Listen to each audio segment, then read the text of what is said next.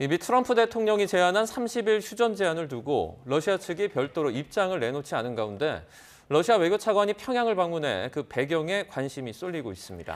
이 자리에서 러시아는 우크라이나에 붙잡혀 한국행 의사를 밝히기도 했던 북한군 포로 송환 문제를 두고 북한과 논의했을 가능성도 제기되고 있습니다.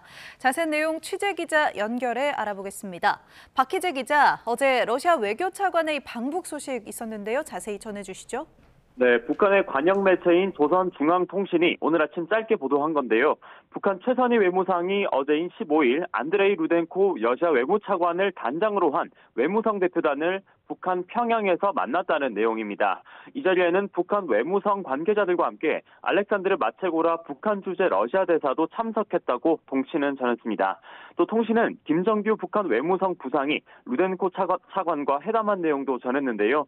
여기서 양측은 지난해 6월 북러 정상회담에서 이뤄진 합의들과 함께 두 나라가 당시 체결했던 포괄적인 전략 동반자 관계 조약에 따라 적극 교류하고 국제 무대에서도 협력을 강화하기 위한 방안에 같은 견해를 보였다고 전했습니다. 루덴코 외무차관이 방북한 건 작년 11월 최선희 북한 외무상이 러시아를 방문한 지 약 4개월 만인데요.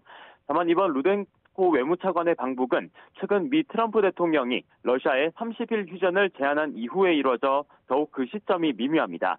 이번 방북 기간 동안 러시아는 북한의 관련 입장을 설명했을 것으로 보이는데 특히 이 자리에서 우크라이나에 붙잡혀 있는 북한군 포로들의 송환 문제에 대해서도 논의했을 가능성도 제기됩니다.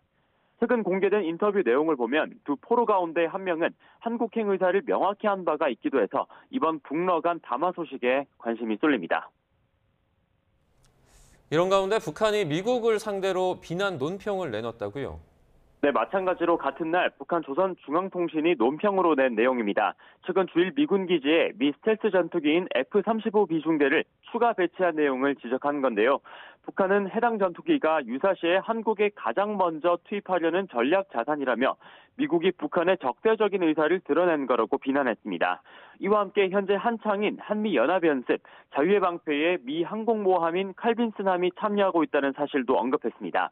북한은 이런 상황으로 우발적으로 생길 수 있는 총성이 물리적 충돌로 이어질 수 있다고 경고했는데요.